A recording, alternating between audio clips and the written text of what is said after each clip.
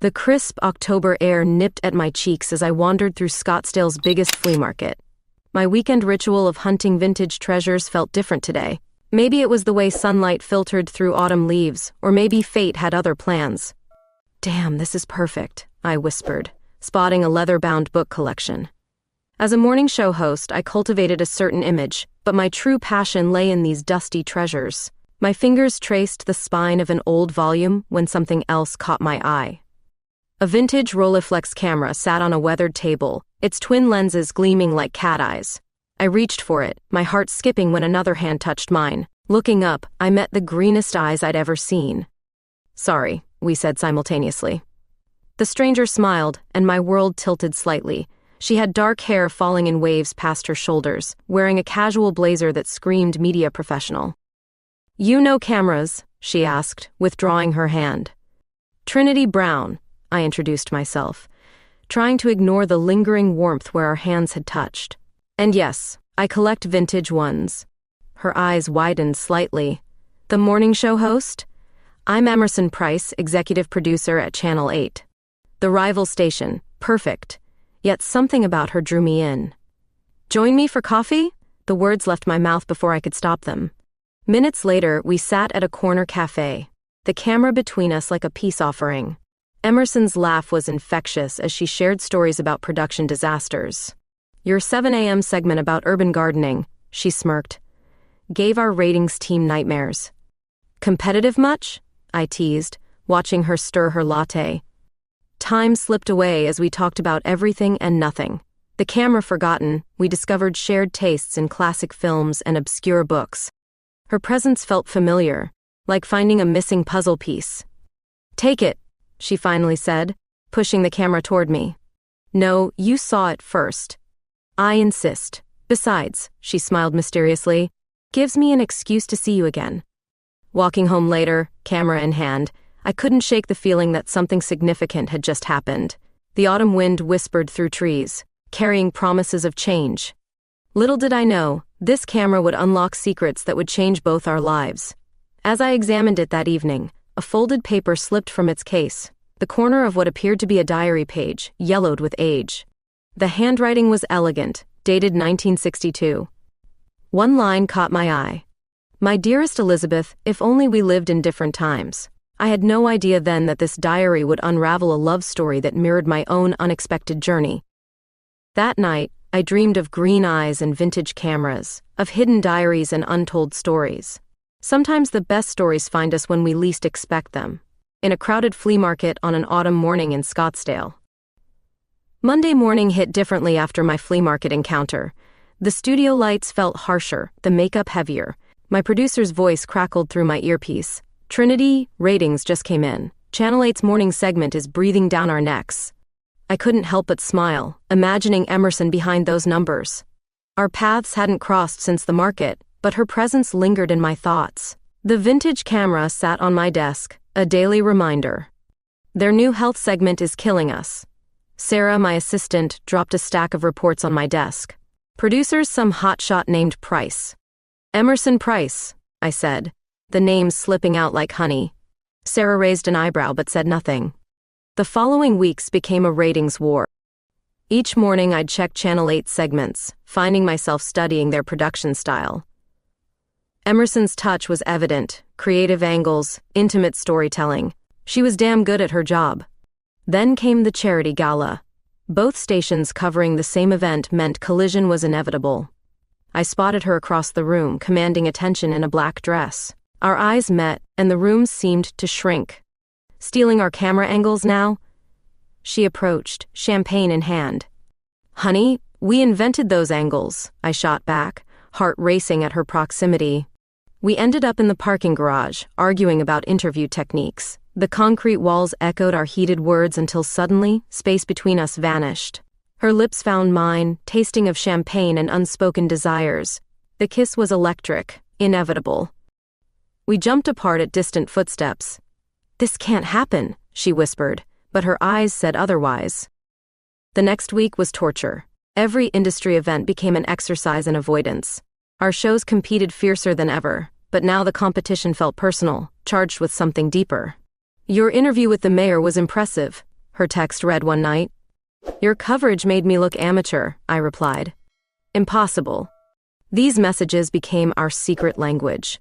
Professional rivalry by day, hidden conversations by night. But the tension was building, threatening to explode.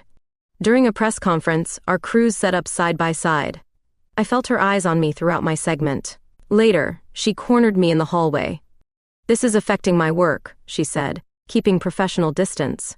Mine too. The admission cost me. We should stay away from each other. But we both knew that was impossible. The pull between us was magnetic, dangerous.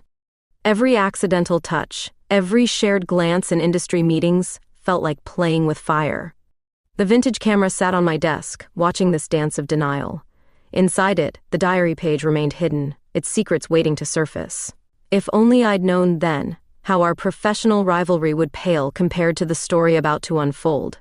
That night, alone in my apartment, I finally allowed myself to really look at the diary page. The paper felt fragile, like the walls I'd built around my heart. As I unfolded it carefully, more pages slipped out, bringing with them the weight of history and hidden love. The last text of the night came from her. Sometimes I wish we'd never met at that market. I replied, no you don't. Her response took hours. You're right, I don't. Sleep eluded me as I lay thinking about rivalry, desire, and vintage cameras. About how sometimes the things we run from are exactly what we need. The diary pages sat on my nightstand, waiting to tell their story, while I wrestled with my own. The diary pages trembled in my hands as I sat cross-legged on my bedroom floor. The vintage camera that had brought Emerson into my life now revealed its secrets in elegant, faded script. My dearest Elizabeth, each entry began. My grandmother's handwriting flowed across yellowed pages, telling a story of forbidden love in 1960s Scottsdale. A story about her and another woman, a woman named Catherine Price. My phone buzzed. Emerson. Can't sleep thinking about you. I stared at the message, then back at the diary. Price. The same surname couldn't be coincidence. My hands shook as I typed. Need to see you. Important. We met at midnight in my apartment. Emerson looked exhausted but beautiful, her hair slightly messy from running her fingers through it, a nervous habit I'd noticed. Catherine Price, I said, showing her the diary. Was she your grandmother? The color drained from her face as she read. Where did you find this? In the camera. Your camera. Hours passed as we read together, shoulders touching. The story unfolded, two women, deeply in love, forced apart by society. My grandmother Rose and her Catherine, meeting in secret, sharing stolen moments. They were together for 3 years, Emerson whispered, her voice thick with emotion. Until my grandfather found out. The diary detailed their final meeting in a garden behind the old library. They chose duty over love, married men they didn't love, raised families in the same town, always apart, always yearning. Emerson's hand found mine in the dim light. The touch sparked something primal, urgent. Our lips met softly at first, then with desperate hunger. Clothes fell away as years of repressed desire surfaced. Later, tangled in sheets, Emerson traced patterns on my skin. History's repeating itself, she murmured. No, I turned to face her. We're writing our own story. The diary entries continued through the years. Secret messages passed through mutual friends. Glimpses at social events. Children's birthdays where they maintained polite distance while their hearts screamed. My mother never understood why Grandma Rose spent so much time in her garden, I said, reading about their code, different flowers planted as messages of love. Catherine had a camera collection. Emerson laughed softly. The one we found, they must have used it to pass notes. Dawn crept in as we pieced together our shared history. Two families, intertwined by a love story buried in time.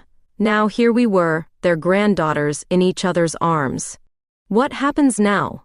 Emerson asked, her professional mask slipping to reveal vulnerability. I kissed her shoulder, tasting possibility. We honor them by living truthfully. The morning show would start in hours.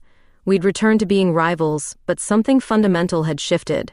The weight of our grandmother's sacrifice settled around us like a blanket. Stay, I whispered as she moved to leave. Just a little longer. She hesitated, then settled back into my embrace. Outside, Scottsdale was waking up, unaware that within these walls, past and present had collided, creating something beautiful and terrifying. The diary sat on my nightstand, its pages holding decades of hidden love. But unlike Rose and Catherine, we had a choice. The question was, were we brave enough to make it? Emerson's phone buzzed, work calling, reality intruding. But as she dressed, her eyes never left mine, carrying promises we hadn't yet voiced but both felt deep in our souls. The morning after our discovery, everything at the studio felt surreal. My mind kept drifting to Emerson, to the diary, to our tangled family history. The teleprompter words blurred as I thought about Rose and Catherine's stolen moments. "Trinity, you're distracted," my producer warned during commercial break. If he only knew. A message from Emerson lit up my phone. "Meet me at my office, 8 p.m. We need to talk." Channel 8's building loomed before me that evening, its windows glowing against the darkening sky. The security guard recognized me, smirking as he waved me through. Apparently, Rivalry made for good gossip. Emerson's office suited her, minimalist but warm, with vintage movie posters and a wall of awards. She stood by the window, silhouetted against city lights. "I found more," she said without turning. "In my grandmother's attic." A box sat on her desk, filled with photographs, letters, pressed flowers. Catherine had kept everything, hidden away like buried treasure. They loved each other for 40 years. Emerson's voice cracked. Never stopped. The photos showed glimpses of shared history, our grandmothers at society events, standing apart but their eyes always finding each other. Christmas parties, summer barbecues, a lifetime of longing captured in stolen glances.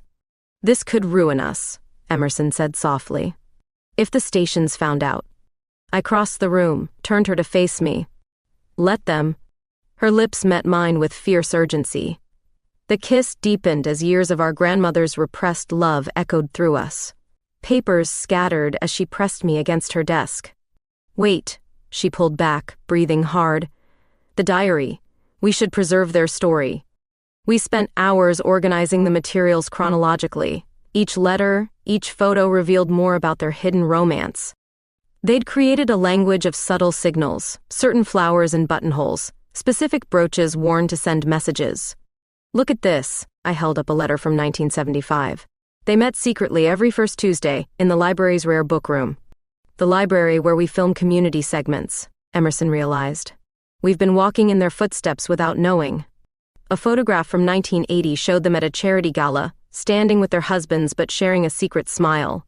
Just like us at industry events, hiding behind professional facades. "I'm tired of hiding," Emerson said suddenly. "Aren't you?" The question hung between us, heavy with implications. Our careers, our reputations, everything we'd built could crumble. But hadn't our grandmothers sacrificed enough for both families? "Rose wrote about regret," I said, picking up the diary, "about choosing safety over love. I don't want that for us." Emerson's response was another kiss, softer this time, full of promise. Outside her office window, Scottsdale sparkled, unaware of the legacy of love being reclaimed within these walls. "Stay tonight," she whispered against my neck. Morning would bring complications, questions, consequences. But for now we had this, the truth of our hearts, the strength of our grandmother's enduring love, and the chance they never had. As we left her office, the box of memories came with us. These weren't just artifacts anymore, they were our inheritance, a torch passed down through generations. The weight of their story settled around our shoulders like a mantle.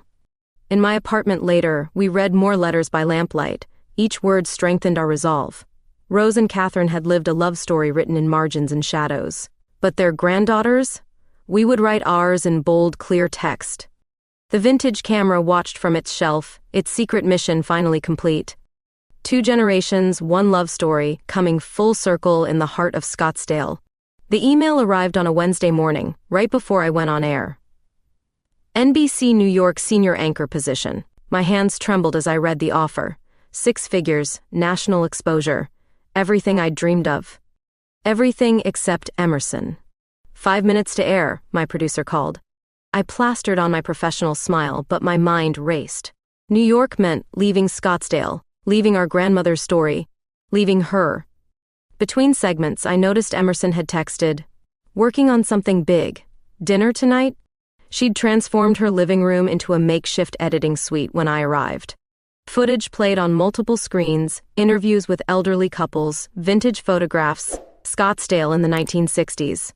It's a documentary, she explained, eyes bright with excitement. About hidden love stories, about them. My heart clenched. Emerson, before you say anything, she pressed play on her main monitor. The opening sequence showed the old library, the garden where our grandmothers met, the flea market where we found each other. It's beautiful, I whispered, the New York offer burning in my pocket. I want to tell their story, she said. Our story. The industry awards ceremony that weekend felt different. Usually a night of networking and rivalry, now it pulsed with unspoken tension. Emerson's documentary preview had created buzz. She looked stunning in deep green, commanding attention as she presented her upcoming projects. Our eyes met across the room, electricity crackling between us. Later in the hotel elevator we stood carefully apart, but when the doors closed she pressed me against the wall, lips finding mine with desperate intensity. My room? She breathed against my neck. Now. Hours later, tangled in hotel sheets, I finally told her about New York. The silence that followed felt endless. When do they need an answer? Her voice was carefully neutral. Next week. I traced patterns on her bare shoulder. But I don't think. You have to take it. She sat up, moonlight silvering her skin. It's your dream. Dreams change. The documentary footage played on her laptop, scenes of love surviving against odds. Our grandmothers had stayed in Scottsdale, lived half-lives to maintain appearances. Was leaving any better? We could do both, Emerson said suddenly. The documentary could open in New York. I have contacts. You'd leave Channel 8? For the right story? She smiled. In a heartbeat. Dawn found us still talking, planning, dreaming. The New York skyline could never compete with the way Emerson looked in morning light, passionate about our shared vision. The award ceremony's after-party buzzed with industry gossip. Someone had leaked Emerson's documentary concept. Whispers followed us, speculation grew. Let them talk, she said, squeezing my hand under the table. We left early, the weight of decisions and desire heavy between us. In the taxi home, Emerson outlined her plans, interviews, archives, hidden stories waiting to be told. Our grandmothers changed us, she said. Imagine how many other stories are out there waiting. The New York contract sat unopened in my email. Once it had represented everything I wanted. Now, watching Emerson's eyes shine with creative fire, I realized success meant something different. That night, we added our own chapter to the family story. Not in hidden gardens or secret letters, but in the open, under Scottsdale stars. The future stretched before us, uncertain but full of promise. Morning would bring decisions, challenges, change. But for now, we had this moment, this truth, this love story spanning generations. New York could wait. Some dreams are worth rewriting. Mother's intuition must be real, because she called the morning after I declined New York's offer. Trinity, darling, we need to talk. Thanksgiving dinner, no excuses. I hadn't planned on coming out to my family over turkey and cranberry sauce, but life rarely follows our plans, especially when your mother subscribes to both competing networks' programming. Who's this producer you've been seen with? She asked, carefully arranging place settings. The one from Channel 8? My hands froze on the wine glass. Emerson Price. Price? She paused. Any relation to Catherine Price? The room temperature seemed to drop. Her granddaughter. Mother's face tightened. History better not be repeating itself. What do you mean? Your grandmother rose. She hesitated. She and Catherine were close, too close. I know, I said quietly. I found her diary. The crystal bowl she was holding slipped, caught just in time. Outside, autumn leaves scattered across the lawn while inside, decades of secrets hung in the air. It nearly destroyed 2 families, she whispered. No, society's prejudice nearly destroyed them. Love wasn't the problem. The doorbell rang, Emerson, right on time. We'd agreed she should come, face this together. Mother's expression shifted from shock to resignation as I let her in. Dinner was excruciating. My father talked ratings and sports, carefully avoiding the elephant in the room. My younger sister kept glancing between Emerson and me, piecing things together. Then Mother dropped her bombshell. I found letters. In the attic. Rose and Catherine. We know, Emerson said softly. We're making a documentary. The turkey grew cold as decades of family history unraveled. Mother revealed how she'd discovered the truth as a teenager, how it shaped her views on appropriate relationships. I wanted to protect you, she said, tears in her eyes. By making me afraid to love? The words came out sharper than intended. Emerson's hand found mine under the table. The touch anchored me as rain began pattering against windows, matching the tension in the room. I'm not ashamed, I stated, looking directly at my mother. And neither should Rose and Catherine have been. The storm outside intensified. We moved to the porch, watching lightning split the sky. Emerson stood close, her presence both comfort and defiance. Your career, Mother began, is stronger with Emerson beside me. The rain drove us inside, but not before Emerson kissed me, soft and sure, right there on my parents' porch. A kiss that said we wouldn't hide, wouldn't repeat our grandmother's pain. Later, in my old bedroom, we found more letters hidden behind loose wallpaper. Rose's writing never sent, "My darling Catherine, if only they understood that love knows no bounds." They understand now, Emerson whispered, holding me close as thunder rolled overhead. Morning brought weak sunshine and tentative peace. Mother hugged me goodbye, whispered, Rose would be proud. Driving home, Emerson said, well, that was intense? I was going to say liberating. She was right. The weight of family secrets had lifted, replaced by something lighter, hopeful. Our grandmother's love story had been a tragedy. Ours wouldn't be.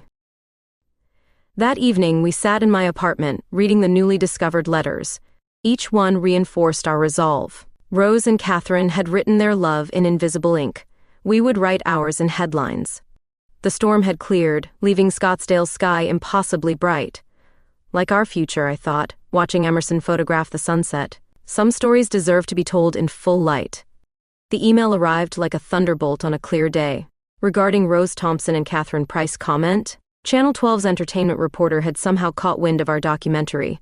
They're digging, Emerson said, pacing my living room. Someone at the awards ceremony must have talked. My phone buzzed constantly with messages from industry contacts. The story was spreading. Rival network producers, forbidden love, family secrets exposed. Everything we'd planned to reveal on our own terms was threatening to explode. Channel 12 threatens to run the story tomorrow, my producer warned. This could tank our ratings. I found Emerson in her office, surrounded by documentary footage. The screen showed our grandmothers at a garden party, maintaining careful distance while their eyes told a different story. We can't let them sensationalize this, she said, not looking up. They'll turn it into cheap scandal. My station executives called an emergency meeting. Sitting in the boardroom, watching them discuss damage control, I felt Rose's strength flowing through me. I'm going to tell the story, I announced. On my show, tomorrow. Like hell you are, the network director snapped. This isn't some human interest piece. No, it's my life, my family, my choice. Emerson faced similar pressure at Channel 8. They wanted to suspend production on her documentary, bury the story before it buried them. We met at midnight in our spot, the old library garden.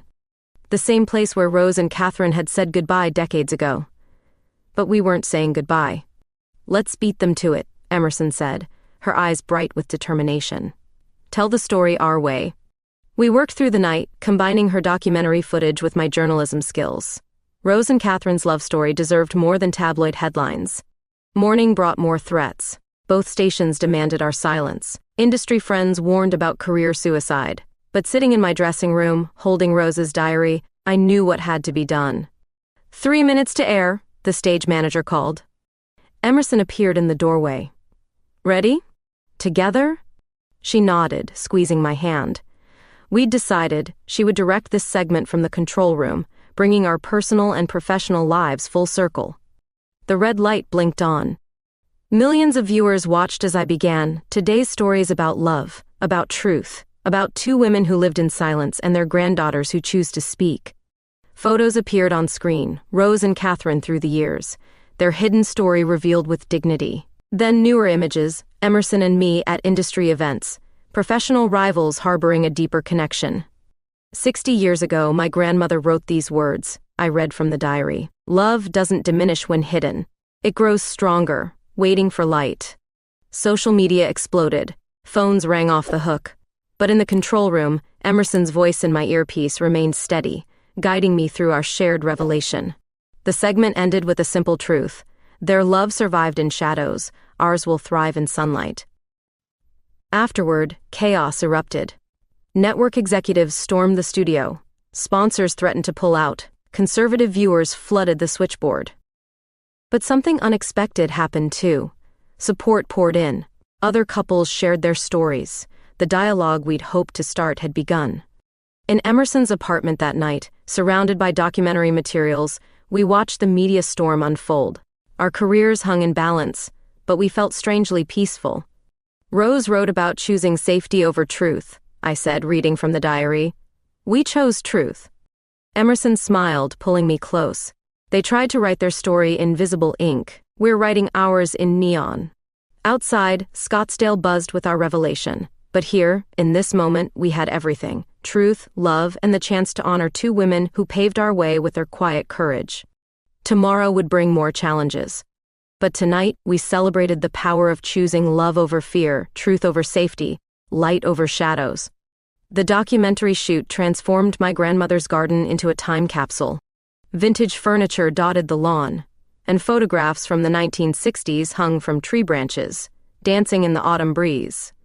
Rose planted these roses for Catherine, I explained to the camera. Each color held a message, red for passion, pink for longing, white for secret meetings. Emerson directed from behind the lens, her artistic vision bringing our grandmother's story to life. We'd spent weeks interviewing elderly neighbors who'd known them, piecing together their hidden romance.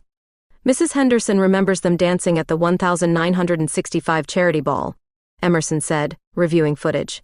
Always with their husbands, but their eyes never left each other. The library's rare book room became our next location. Dust motes danced in camera lights as we recreated their Tuesday meetings. I sat at their favorite table, holding Rose's diary. They would pretend to research, our elderly librarian recalled on camera. But I saw their hands touch over book pages, saw the looks they shared. Between takes, Emerson and I found ourselves drawn into their world. We discovered their favorite reading spot, the window seat where they'd sit close, pretending to discuss literature. I feel them here, Emerson whispered, her hand finding mine. The camera crew pretended not to notice as she pulled me close, kissing me softly among the ancient books. The most emotional interviews came from their old friends, now in their 80s. Many had kept their secret, carrying it for decades. They deserved happiness, Mrs. Patterson said tearfully. Society was cruel then, still can be. We filmed at the flea market next, where I'd found the camera that started everything. The vintage stall owner remembered Catherine's frequent visits. She bought every old camera she could find, he said. Now I know why. Each one carried messages to Rose. The documentary took shape, a love story told through objects, letters, and memories. But it became more than just our grandmother's story. It captured the evolution of love itself. During an interview about Rose's garden, Emerson's hand trembled on the camera. I knew why. We'd just discovered Catherine had planted the same flowers in her own garden, creating a secret language only they understood. You okay? I asked during a break. She nodded, eyes bright. Just thinking about how far we've come. They had to hide behind flowers and books. We get to tell their story. The most powerful moment came when we interviewed my mother.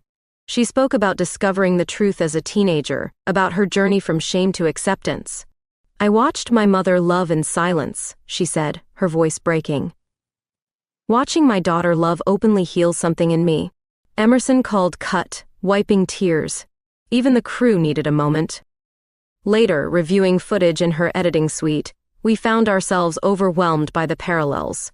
2 love stories, 2 generations, one finally free to bloom in daylight. Look at this, Emerson said, freezing a frame. It showed our grandmothers at a garden party, standing apart but their shadows touching on the lawn. They found ways to show their love, I marveled. However they could. The documentary's final scene brought us back to the vintage camera that started everything. We placed it in the garden, surrounded by roses of every color. No more hidden messages, Emerson said, wrapping her arms around me as the crew packed up. No more secret codes. That evening, watching the sunset paint Rose's garden gold, we read from the diary one last time. Their words, once whispered in shadows, now echoed freely across time. The vintage camera sat between us, its mission complete. It had carried love notes between Rose and Catherine, and ultimately led their granddaughters to each other. They would have loved this, I said, watching Emerson edit footage. She smiled, pulling me closer. They do. I feel it every time we film. The garden glowed with evening light, roses nodding in the breeze. Somewhere, we knew, Rose and Catherine were smiling. The morning I decided to come out on live television, Scottsdale's temperature hit record highs. Fitting, since I was about to set the local media landscape on fire. "Are you sure about this?" my producer asked during makeup. The documentary preview had created buzz, but this was different. This was personal. Absolutely. I checked my reflection, adjusted my mic. Emerson had faced her board meeting yesterday. Now it was my turn. The studio lights felt hotter than usual. My regular cooking segment guest was chatting about autumn recipes, but my mind wandered to the speech written on cards in my lap. 2 minutes to the personal segment, the floor director called. My phone buzzed. Emerson. Whatever happens, I'm proud of us. The red light blinked on. Millions of viewers watched as I set aside my usual script. Today, I'm breaking from our regular programming to share something personal, I began.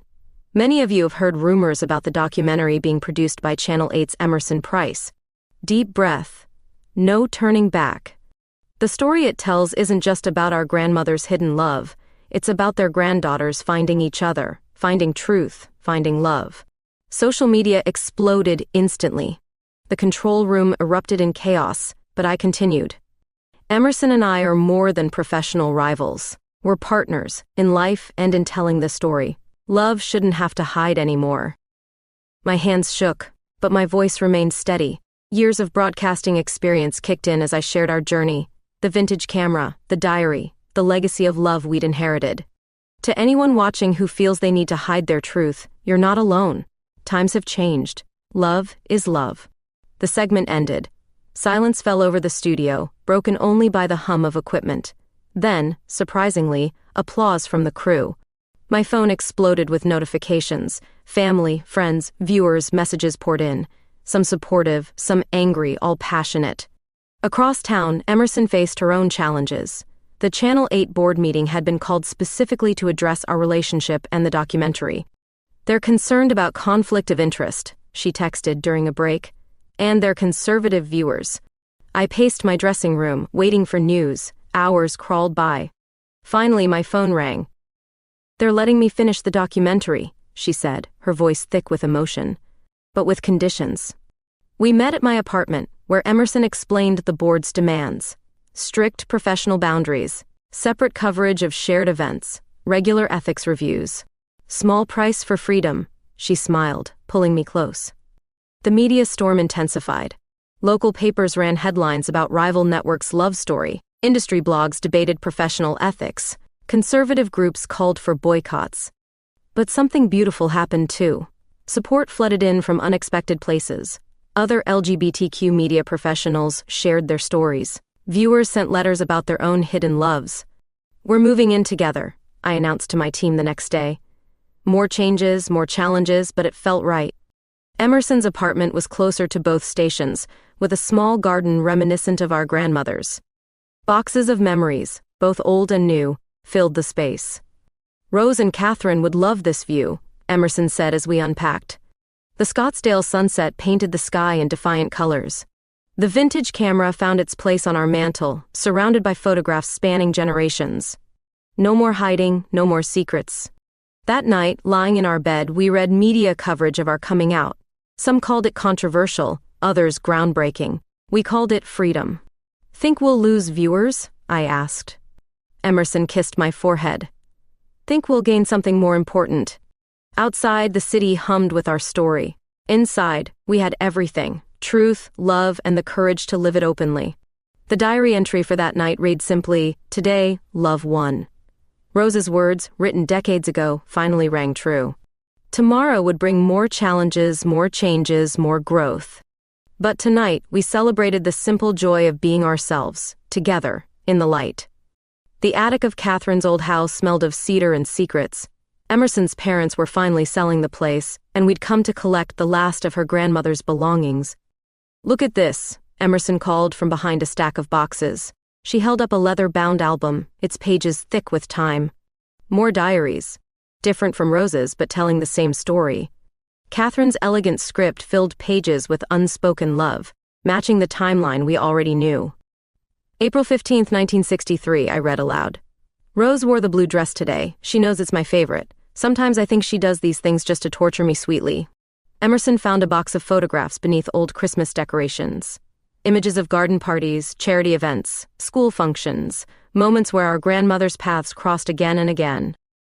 They coordinated their outfits, Emerson noticed, pointing to subtle matching details. "Look, same color schemes, complementary patterns." A smaller box contained pressed flowers, each labeled with dates matching diary entries. Rose's messages, preserved in botanical code. "Red Carnation, March 3rd, 1964, I read the label. "The day they first kissed," according to Rose's diary. We spent hours in that attic, piecing together their parallel lives. Catherine had documented everything. Theater tickets from their secret meetings, receipts from their shared favorite cafe, even a napkin with Rose's lipstick print.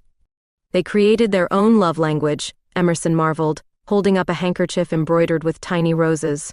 Everything meant something. The most stunning discovery came in an old jewelry box, 2 identical silver lockets never worn. Inside each, a tiny photograph, Rose in one, Catherine in the other. They couldn't wear them, I realized. But they kept them all these years. Thunder rolled outside as we continued exploring. The storm matched our mood as we uncovered more evidence of their carefully hidden love. "My darling Rose," one letter began, never sent. "Today I watched you in your garden, tending those magnificent roses. Each bloom reminds me of stolen moments, of kisses that taste like sunshine." Emerson's hands trembled as she read.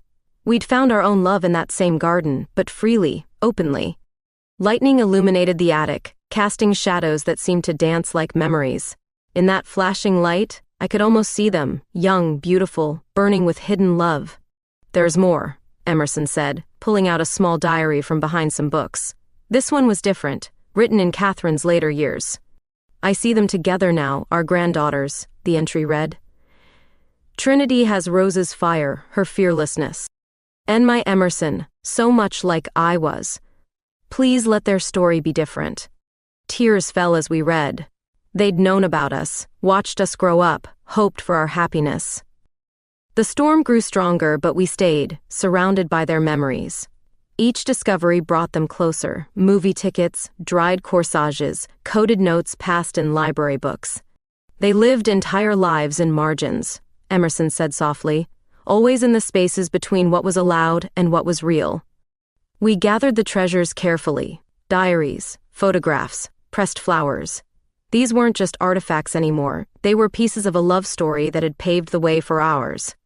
In the garden later, rain finally stopping, we laid out our discoveries. 2 lives lived in parallel, always reaching, never quite touching. "We should add these to the documentary," I suggested. "Show how their love survived." Emerson nodded, then pulled me close. We swayed together in the wet garden, surrounded by roses that held decades of secrets. "No more hiding," she whispered, echoing words we'd said before. But here, among their memories, they held new meaning. The lockets now hang in our bedroom, a reminder of love's evolution. Their story, once written in invisible ink, now shines in full color through us. That night, we added our own entry to the collection of memories, not in hidden diaries or pressed flowers, but in the open air of the garden they loved. The documentary premiere coincided with Scottsdale's annual film festival. Fitting, since our story had begun here, in this city of secrets and blooming roses. And the award for Best Documentary goes to... The envelope opened slowly. "Hidden Blooms, A Legacy of Love" by Emerson Price. The audience erupted as we walked to the stage together, hands clasped. Emerson's speech was beautiful, thanking our grandmothers for their courage, their love, their legacy. But the real celebration came after, in a place that held special meaning. We'd rented the entire flea market where we'd first met, transforming it into a magical evening space. "Remember this spot?" Emerson asked, leading me to the table where we'd both reached for that vintage camera. The camera sat there now, surrounded by roses of every color. No more secret messages needed. Around us, scenes from the documentary played on vintage screens.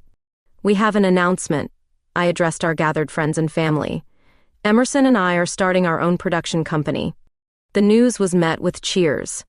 After months of navigating rival networks, we'd decided to forge our own path. Like our grandmother's flowers, we'd grow something new together. Price Brown Productions, Emerson revealed the logo, specializing in untold love stories. My mother hugged us both, tears in her eyes. She'd come so far from that tense Thanksgiving dinner. Now she wore a brooch that had belonged to Catherine, a gift from Emerson. The vintage market twinkled with fairy lights, each stall holding memories from our journey. The book corner where we'd found more diary pages. The jewelry stand that reminded us of the hidden lockets. "One more surprise," Emerson whispered, leading me to the center of the market. There, surrounded by candlelight, she knelt. The ring she held wasn't new, it was Catherine's, meant for Rose but never given. "Trinity Brown, will you write the next chapter with me?" My yes echoed through the market. Above us, stars twinkled like the tears in our eyes. Around us, love stories old and new intertwined. We signed the production company papers that night, right there on the table where we'd first touched hands. Our first project, adapting Rose and Catherine's story for the screen. "To new beginnings," my father toasted, finally fully accepting us. "And to love that refuses to hide." The celebration moved to the garden, their garden, now ours. Rose's flowers bloomed under moonlight, witnessing another milestone in their legacy.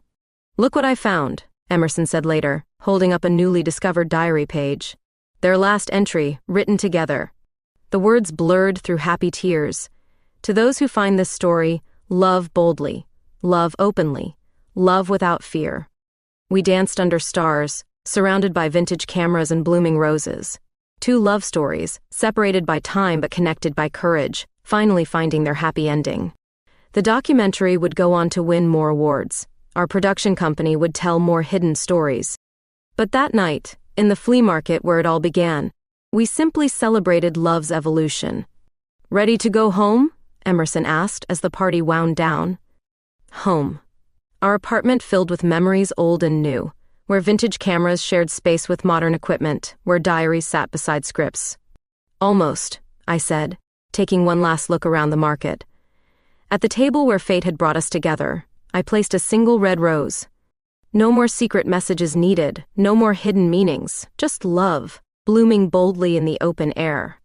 We left hand in hand, stepping into our future. Behind us, the vintage camera watched over the market, its mission complete. Not just carrying love notes between Rose and Catherine, but bridging generations, connecting hearts, creating legacy. Some stories end, others transform, bloom anew. Ours was just beginning.